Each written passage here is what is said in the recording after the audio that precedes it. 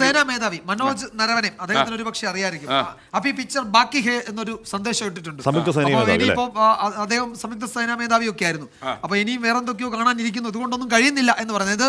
ഒരുപക്ഷെ നേരത്തെ ഈ വാർത്താ സമ്മേളനത്തിൽ വിദേശകാര്യ സെക്രട്ടറി പറഞ്ഞ് അവസാനിപ്പിച്ചതുപോലെ നിങ്ങൾ ഇതുകൊണ്ട് നിർത്തുകയാണെങ്കിൽ ഓക്കെ, അതല്ല നിങ്ങൾ എന്തെങ്കിലും എന്താണ് മിസ്അഡ്വഞ്ചറിന് മുതിർന്നാൽ ഞങ്ങൾ നോക്കിയിരിക്കില്ല, അപ്പോൾ കാണാം എന്നൊരു മുന്നറിയിപ്പ് കൊടുത്തിട്ടുണ്ട്. അതുതന്നെയാണ് ഈ മുൻ കരസേനാ മേധാവിയും പറയുന്നത്. അതിസാഹസികതയ്ക്ക് പാകിസ്ഥാൻ മുതിരില്ല എന്ന് നമുക്ക് കരുതാം. അതിസാഹസികതയ്ക്ക് മുതിർന്നാൽ തിരിച്ചടി ഇതിലും കനത്തതായിരിക്കുമെന്ന് വിദേശകാര്യ സെക്രട്ടറി പറയാതെ പറയുന്നുണ്ട്. എന്താണ് ഇനി പാകിസ്ഥാൻ ചെയ്യാൻ പോകുന്നത് എന്നറിയില്ല. ഏതായാലും ലഷ്കർ ഇ തൊയ്ബ നേതാവ് സഹൈൻ മക്സൂദ് കൊല്ലപ്പെട്ടു എന്നാണ് സ്കെയർ റിപ്പോർട്ട്. അപ്പോൾ അവരുടെ ടോപ്പ് റാങ്ക് ആൻഡ് ഫയലുള്ള ആളുകളൊക്കെ അവിടെ കൊല്ലപ്പെട്ടിട്ടുണ്ട്. ലഷ്കർ ഇ തൊയ്ബ നേതാവ് സഹൈൻ മക്സൂദ് അവരുടെ പ്രധാനപ്പെട്ട നേതാക്കൾ ഒരാളാണ്. ഈ പറയുന്ന ഹാഫിസ് സയ്യിദിന്റെ വലങ്കൈ ഇടങ്കൈ എന്നൊക്കെ പറയുന്ന രീതിയിൽ അത്ര അടുത്ത ബന്ധമുള്ള ആളാണ്. അപ്പോൾ ഈ അതായിരിക്കണം ഒരു പക്ഷേ ഹൈ വാല്യൂ ടാർഗറ്റ് HVT എന്ന് പറയുന്ന അവിടെ കൊല്ലപ്പെട്ട ആളുടെ പേര്. ലഷ്കർ ഇ തൊയ്ബ നേതാവ് സഹൈൻ മക്സൂദ് കൊല്ലപ്പെട്ടു എന്നാണ് റിപ്പോർട്ട്. ഈ പറയുന്ന ലഷ്കറിൻ്റെ ടോപ്പ് റാങ്ക് ആൻഡ് ഫയലുള്ള ആളാണ്. അവരുടെ ഒരു പക്ഷേ ടോപ്പ് 20 നേതാക്കളൊക്കെ എടുത്തു കഴിഞ്ഞാൽ അതിൽപ്പെട്ട ഒരാളാണ് അയാൾ. ഈ പറയുന്ന രീതിയിൽ ഈ ഭീകരവാദികൾക്ക് നേരിട്ടെന്ന് പറഞ്ഞാൽ ആദ്യഘട്ട രണ്ടാം ഘട്ട പരിശീലനമൊക്കെ പൂർത്തിയാക്കി വരുന്ന ഏറ്റവും ഒടുവിൽ വരുന്ന ലാസ്റ്റ് നമ്മുടെ കേണൽ സോഫിയ ഖുറൈഷി പറഞ്ഞ ആ 15 ഭീകരർക്ക് ഒരേ സമയം പരിശീലനം കൊടുക്കാൻ കഴിയുന്ന ആ മേഖലയിലൊക്കെ പരിശീലനം കൊടുക്കുന്ന ആളാണ്. കൊടും ഭീകരവാദിയാണ്, കൊടും തീവ്രവാദിയാണ്. അപ്പോൾ ആ ഭീകരവാദി കൊല്ലപ്പെട്ടു എന്ന വാർത്ത ഇപ്പോൾ വരുന്നു. അപ്പോൾ ഈ പറയുന്ന രീതിയിൽ ആ സംഘടനയുടെ ലഷ്കർ ഇ തൊയ്ബയുടെയും ജമാഅത്ത് ഉദ്ദവയുടെയും ഒക്കെ ഈ ടോപ്പ് ഹിസ്ബുൽ മുജാഹിദീൻ്റെ ഒക്കെ ടോപ്പ് റാങ്ക് ആൻഡ് ഫയലിലുള്ള അവരുടെ പരിശീലനമൊക്കെ നൽകുന്ന പ്രധാനപ്പെട്ട ആളുകൾ കൊല്ലപ്പെട്ട കാര്യമൊക്കെ ഇപ്പോൾ പുറത്തേക്ക് വരുന്നു. ലഷ്കർ ഇ തൊയ്ബ നേതാവ് സഹൈൻ മക്സൂദ് കൊല്ലപ്പെട്ടു എന്നാണ് ഇപ്പോൾ വരുന്ന റിപ്പോർട്ട്. പാകിസ്ഥാൻ പ്രധാനമന്ത്രി ഷഹബാസ് ഷെരീഫ് അല്പസമയത്തിന് മാധ്യമങ്ങളെ കാണും എന്ന് അറിയാൻ കഴിയുന്നു. ഇനി മാധ്യമങ്ങളെ കണ്ട് എന്ത് പറയാനാണെങ്കിലും എന്ത് അവകാശവാദം ഉന്നയിക്കാനാണെങ്കിലും ഒരൊറ്റ കാര്യം മാത്രം ഏറ്റവും ഒടുവിൽ പറഞ്ഞു നിർത്തുന്നു വിംഗ് കമാൻഡർ വ്യോമിക സിംഗ്. അതായത് ഞങ്ങൾ നേരിട്ട അങ്ങേയറ്റത്തെ തിക്താനുഭവത്തിന് ഞങ്ങൾ അർഹിക്കുന്ന മറുപടി നിങ്ങൾക്ക് നൽകിയിട്ടുണ്ട്, അതുകൊണ്ട് അടങ്ങുന്നതാണ് നിങ്ങൾക്ക് നല്ലത്. അതല്ല ഇനി ഏതെങ്കിലും തരത്തിലുള്ള മിസ്അഡ്വഞ്ചർ കാണിക്കാനാണ് ഉദ്ദേശമെങ്കിൽ ഞങ്ങൾ തയ്യാറാണ് ആ മിസ്അഡ്വഞ്ചറിന്.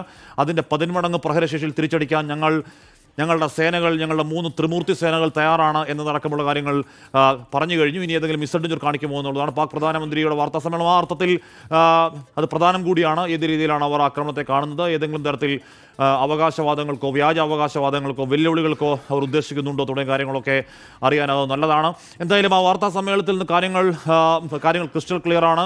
ഏതെങ്കിലും തരത്തിൽ പാകിസ്ഥാൻ വീഡിയോ ഗെയിമിൽ നിന്നൊക്കെ എടുത്ത് വീഡിയോ കാണിക്കുന്നത് ഡോക്ടേർഡ് വീഡിയോ അല്ല നമ്മൾ കാണിക്കുന്നത്. നമ്മൾ ഷാർപ്പായി കൃത്യമായി ഓൺ ലൈവ് സമയം ആ സമയത്ത് എടുത്ത വീഡിയോ അടക്കം, അതായത് നമ്മുടെ സൈനിക കേന്ദ്രത്തിൽ നിന്ന് കൊടുക്കുന്ന നിർദ്ദേശങ്ങളടക്കം പ്രകടമായ ക്ലിയറായ ദൃശ്യങ്ങളടക്കം കാണിച്ചുകൊണ്ട് ഈ ആക്രമണത്തിന് ഭീകര കേന്ദ്രങ്ങൾ തകർക്കുന്നതിൻ്റെ ലൈവ് ദൃശ്യങ്ങൾ ആ സമയത്തുണ്ടായ ദൃശ്യങ്ങളടക്കം കാണിച്ചുകൊണ്ടായിരുന്നു വാർത്താ സമ്മേളനം. ദിലീപ് കുമാർ തുടർന്നു. ദിലീപ്, നേരത്തെ തന്നെ ഈ പറയുന്ന ഭവൽപൂർ ആ കേന്ദ്രത്തിൽ ഒരു ഹൈ വാല്യൂ ടാർഗറ്റ് ഉണ്ടായിരുന്നു എന്ന് കേട്ടിരുന്നു. അത് ഒരുപക്ഷെ ലഷ്കർ ഇ തൊയ്ബ നേതാവ് സഹൈൻ മക്സൂദ് ആണെന്ന് തോന്നുന്നു.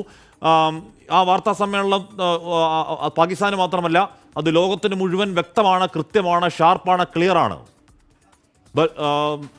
ദിലീപ് കുമാർ. ഹാഷ്മി, പാകിസ്ഥാനിലെ വിദ്വേഷം ഉൽപ്പാദിപ്പിക്കുന്ന, ഇന്ത്യ വിരുദ്ധ വിദ്വേഷം ഉൽപ്പാദിപ്പിക്കുന്ന പ്രധാന ഫാക്ടറി തന്നെയാണ് ഈ ബഹവൽപൂരിലെ മർക്കസ് സുബാനള്ള എന്ന് പറയുന്ന ആ സ്ഥലം.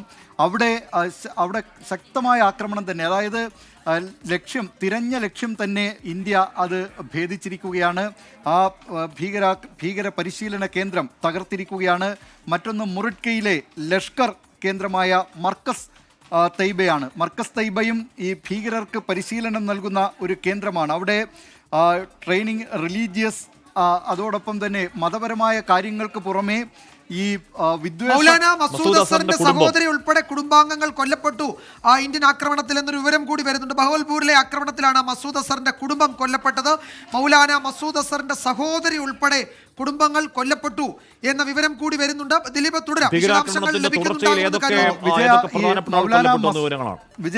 മൗലാന മസൂദ് അസറിന്റെ കുടുംബം, ബന്ധുക്കളും ഒക്കെ ഈ പ്രദേശത്ത് തന്നെയാണുള്ളത്. അതിന്റെ കമാൻഡർമാരായിട്ടുള്ള പലരും മൗലാന മസൂദ് അസറിന്റെ കുടുംബാംഗങ്ങൾ തന്നെയാണ്. അവിടെ ആണ് ഈ ആക്രമണം നടത്തിയിട്ടുള്ള ഒരു പ്രധാനപ്പെട്ട കേന്ദ്രം. അതുകൊണ്ട് തന്നെ അവരുടെ കുടുംബത്തോടൊപ്പം, മൗലാന മസൂദ് അസറിന്റെ കുടുംബത്തോടൊപ്പം തന്നെ ഇതിന്റെ കമാൻഡർമാരും ഉന്നത കമാൻഡർമാരും കൊല്ലപ്പെട്ടിട്ടുണ്ട് എന്ന കാര്യത്തിൽ യാതൊരു തർക്കവുമില്ല. മൊറിറ്റ്കയിലെ ലഷ്കർ ഇ തൈബയുടെ പരിശീലന കേന്ദ്രമാണ് മറ്റൊന്ന് മർക്കസ് തൈബ. അവിടെ ഈ പരിശീലന കേന്ദ്രം 2000 മുതലാണ് ഇവിടെ ഈ പരിശീലനം നടത്തുന്നത്. 1000-ഓളം വിദ്യാർത്ഥികൾക്ക് പ്രതിവർഷം അവിടെ പ്രവേശനമുണ്ട്. അവിടെ ഈ നിരവധി ഗസ്റ്റ് ഹൗസുകളുണ്ട്. ഈ സ്ഥലത്താണ്, അതായത് ലഷ്കറിൻ്റെ ഈ പരിശീലന കേന്ദ്രത്തിലാണ് മുംബൈ ഭീകരാക്രമണത്തിൻ്റെ മുഖ്യപ്രതി അജ്മൽ കസബ്, അതോടൊപ്പം തന്നെ ഡേവിഡ് കോൾമാൻ ഹെറ്റ്ലി, തഹാവൂർ റാണ എന്നിവരൊക്കെ ഇവിടെ താമസിച്ചിട്ടുള്ളവരാണ്, അവിടെ പരിശീലനം നേടിയിട്ടുള്ളവരാണ്. മറ്റൊന്ന് തെഹ്റാക്കലാനിലുള്ള സർജാൽ എന്ന് പറയുന്ന സ്ഥലമാണ്. അവിടെയും ഇന്ത്യ ശക്തമായ ആക്രമണം നടത്തിയിട്ടുണ്ട്. അത് ഏറ്റവും പ്രധാനപ്പെട്ട കാര്യം, ഈ ജമ്മുവിലേക്ക് പലപ്പോഴും നുഴഞ്ഞു കയറുന്ന ഒരു സ്ഥലമാണ്. അവിടെ ഈ തുരങ്ക നിർമ്മാണം, അതോടൊപ്പം തന്നെ ഡ്രോൺ ഓപ്പറേഷൻസ്, ഇതൊക്കെയാണ് പ്രധാനമായും അവിടെയുള്ള കാര്യങ്ങൾ. അതോടൊപ്പം ഭീകരർ ഈ ആയുധം കടത്തുന്നതിനും മയക്കുമരുന്ന് കടത്തുന്നതിനും ഉപയോഗിക്കുന്ന ഒരു പ്രധാനപ്പെട്ട കേന്ദ്രമാണ്. ജെയ്ഷെ മുഹമ്മദിൻ്റെ ഒരു കേന്ദ്രമാണ്. ഇവിടെ മുതിർന്ന ജെയ്ഷെ മുഹമ്മദ് നേതാക്കളായ മുഹമ്മദ് അഡ്നാൻ അലി, ഡോക്ടർ എന്നാണ് ഇയാൾ അറിയപ്പെടുന്നത്, കാഷിഫ് ജെയിൻ എന്നിവർ ഇവിടെ പതിവായി വരുന്ന ആൾക്കാരാണ്. അതുകൊണ്ട് തന്നെ അവിടെയുള്ള പ്രധാനപ്പെട്ട നേതാക്കൾ, ലഷ്കറിൻ്റെ നേതാക്കൾ ജെയ്ഷയുടെ നേതാക്കൾ കൊല്ലപ്പെട്ടിട്ടുണ്ട് എന്ന കാര്യം ഉറപ്പാണ്.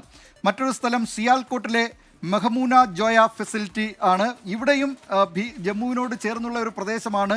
ജമ്മുവിലേക്ക് പലപ്പോഴും ഈ ആയുധങ്ങളുമായി ഭീകരരെ അവർ നുഴഞ്ഞു കയറുന്ന ഒരു സ്ഥലമാണിത്.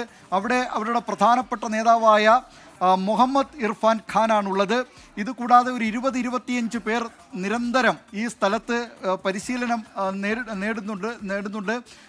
ആ സ്ഥലവും ഇന്നലെ ഈ മിന്നലാക്രമണത്തിൽ ഇന്ത്യ തകർത്ത് തരിപ്പണമാക്കിയിട്ടുണ്ട്. ദിലീപ്, ഇപ്പോൾ